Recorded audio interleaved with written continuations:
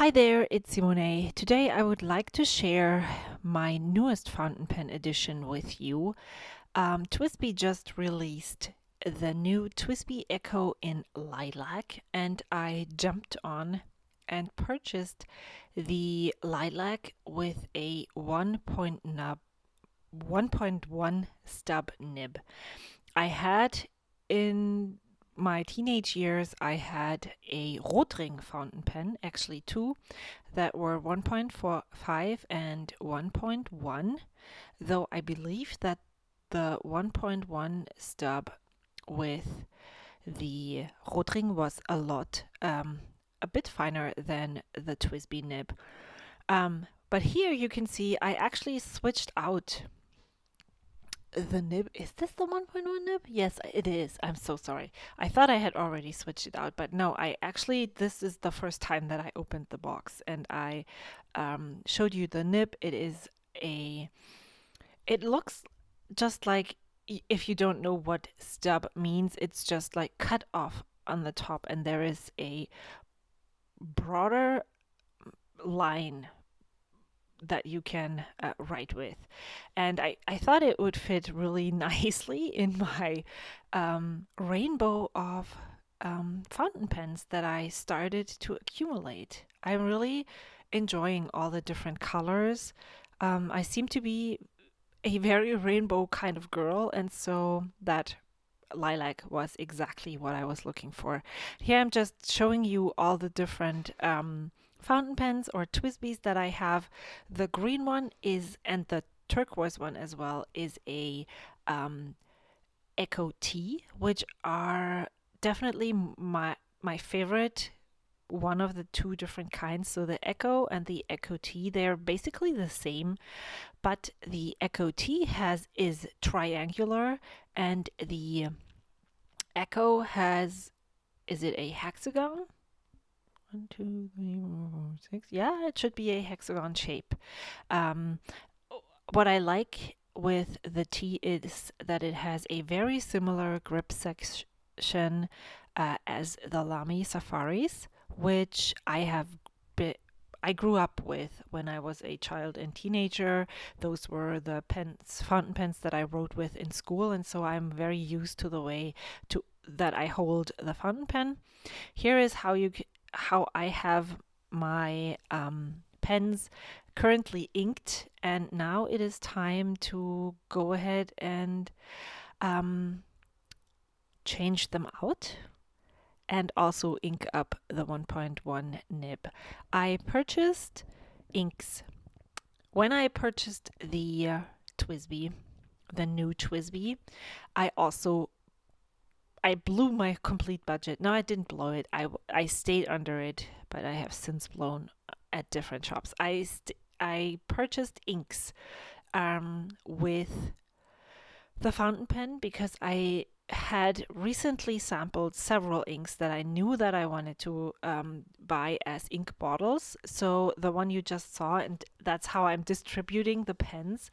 So I purchased Sailor Manyo Akebi, then I purchased the Sailor Shikiori Yosakura. The green TWSBI will be the Rohrer and Klingner Altgoldgrün. Then the yellow Lamy Safari will be the new color, which is Diamine Ancient Copper. And then the two blue pens will be two of those blue fountain pen ink samples that I just purchased. I sampled them. So I'm going to put the Sailor Shikiori Shigure into the Lamy, and the Sailor Manyo Kikyu. Oh my gosh, that is such a hard way to say it. Here you can see what the different inks look like when they are written with a glass tip pen. So I'm going to ink the TWSBI with the Manyo Kikyu. And then here on the different types of papers, it is very interesting to see how these inks perform on different papers. And if you, this is kind of the second currently inked video in a very short time. I sampled them on different papers just 2 weeks ago.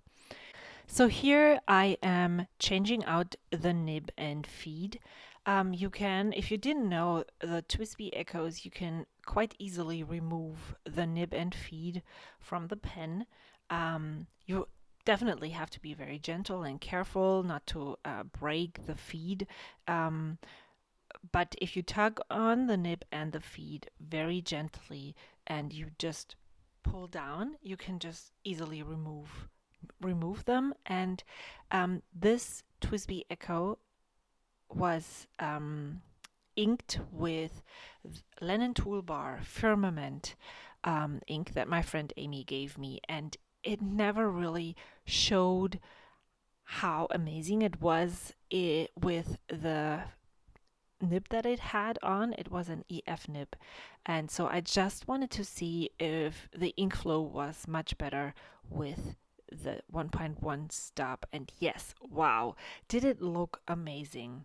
So definitely one thing you should try when you get ink samples and or inks in general, and you don't really like how the ink writes, or something isn't right, go ahead and test it in a different nib size. Well, if you are someone who just loves EF nibs and that's the only thing you own and the ink doesn't flow, then definitely it's not suited for the things you want to use them for. But if you have various nibs, that is definitely an option to do.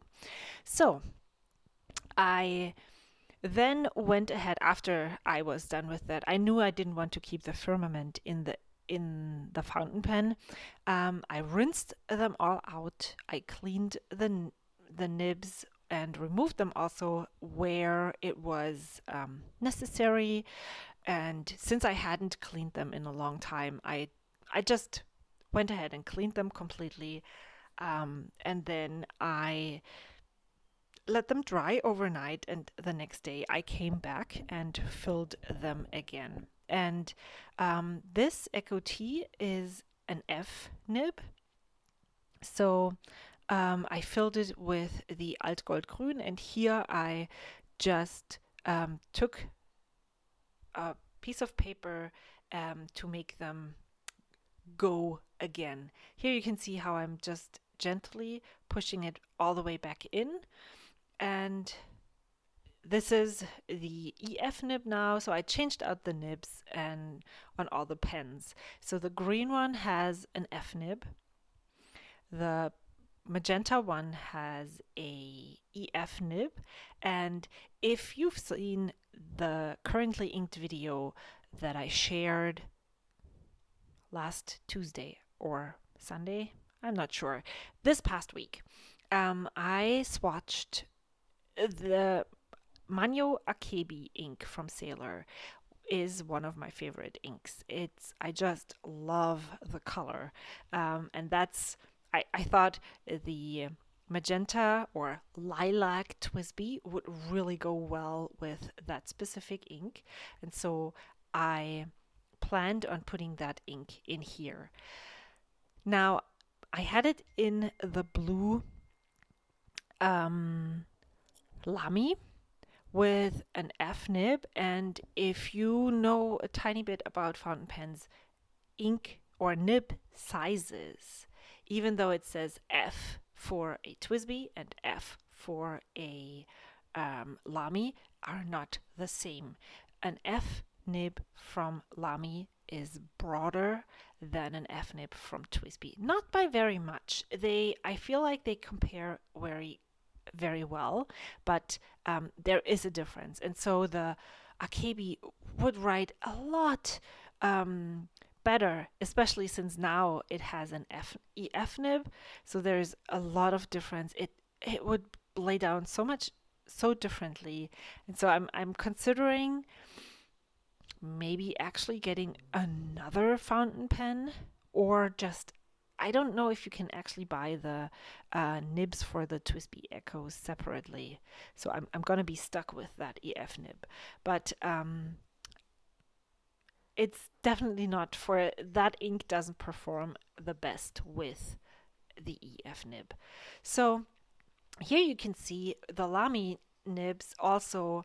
Um, there is just this plastic feed, and then you can the nib wraps around it and you can just slide it over. It's super easy to change and remove, and it feels very sturdy. So if you have a problem with your Lamy, definitely that is, I feel they're made for students in schools, and they can definitely take lots of rough handling, and so you can just slide it off and on. And here I'm showing you the I just showed you that I was going to test out the 1.1 stub that I have from my Lamy Safari Joy. It is not in this picture because I decided to just leave it inked with the ink that I have in there at the moment.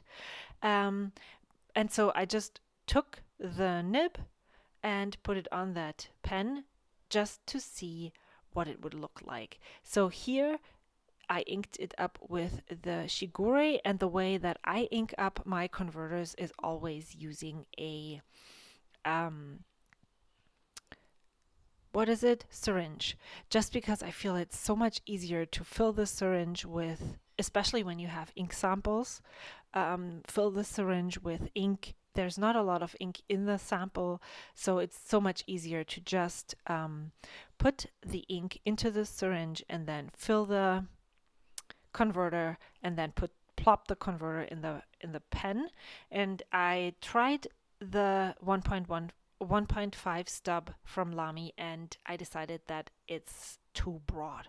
So I'm thinking about maybe just getting a 1.1 nib from Lamy just to see and compare the different widths of both nibs, because I'm weird like that. I want to really know what it is like.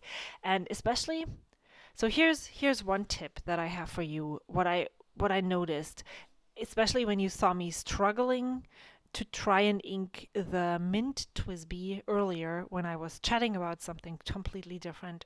When I was trying to fill that with the ink sample, the ink just wouldn't suck into the pen. And that is because there is not a lot of ink in the sample. And so I needed to hold it at a specific angle so that the ink would actually be able to be sucked in. But it worked. I was shortly thinking that maybe I did something wrong when I changed the nibs. Oh my gosh, that would have been so bad. But it wasn't me, it was the ink sample. So if you have a lot of ink samples and you are trying different inks, then I would highly recommend having something else than a TWSBI, because you can fill a converter so much easier with a syringe than from an ink sample, just as I showed you here. Um, Another thing, or the way that I usually do that, you could put the converter into the fountain pen, dip the fountain pen into your ink bottle, and then get the ink through the nib. The way I usually do that, or you can see me right here doing it, is I fill the cartridge and then I just turn the thing, the holder, the handle, um, until I see a dollop of ink on my feed, and then I know that the ink is in the front, and then I'm just dipping it off on a napkin or something, and then I can write with it. And you saw me doing that with every single one of the Lamys. And you also do not have to have various different syringes. My problem was that I didn't really take care of them. And so I had two. I think at Goulet pens, they come in sets of two. And so I could not find the tip that goes in there that you need to fill your fountain pen with ink. And so I ordered another set from Amazon with, I think it was 5 of them included. But when I moved, I found all the different parts of my syringes. And so I had 3 to use. And so that's exactly what I did, because I didn't have to rinse them in between. So yeah, when you fill your fountain pens with ink through a syringe, definitely make sure that you rinse the syringe between each ink. And now I'm just, again, writing with each fountain pen on to each of my different swatch books, just because I want to see how the inks perform on each paper. And here was like, what? Why did it blob onto the thing? It's totally fine. And how the nib glides over each paper. I'm umming a lot. I purchased the Yosakura because it performed really nicely in, I don't remember which pen I had it in. I think it was the yellow Lamy Safari. All of my Lamy Safaris have F nibs, and it was a bit more leaning toward blue, so it is a very, very, very light, I would actually also call it lilac, and it leans towards blue, which I really, really love. And I'm able to read what I write with it in my Hobonichi cousin. But right now it is even lighter than this. So maybe it's still, even though it's a Lamy Safari, it has the same parameters than the other pen. Maybe something is different in that pen, and so it writes differently. You never know. Or what another thing that could just be is that it was still a little bit wet, and there is still some water and diluting the ink a bit more. So let's talk about all of the colors. I really love the palette that I have created so far. Um, yeah, I'm super in love with all of them, all of the fountain pen inks that are currently in my fountain pens. I love the ancient copper. It is a rusty ancient coppery color, leaning towards brown, but more on the orange brown side. That's exactly what it is. If I wanted to round this out, I think I would need, or I would add another orangey color. I I know there's reds missing, but I'm not a fan of fountain pen reds. I haven't found one that I would put into any of my fountain pens yet. But an orange would really be amazing. So if you have a recommendation for an orange a fountain pen ink, please let me know. I don't necessarily, no, I know that I don't want to get any Noodler's ink, but if you have any other recommendations, let me know. Here I'm struggling with the Yosakura again, and I'm hoping that it will solve itself the problem by when the ink goes further down onto the feed and into the pen and the water leaves the pen, then it will be a tiny bit darker. Yeah, let me know what your favorite ink fountain pen nib combination is at the moment, so I can check it out and maybe add it to my stash. I really recommend getting ink samples before you start diving into the ink bottles. That is it. I'm so glad you joined me today. I hope you have a great rest of your day. Go and be creative. See you soon. Bye.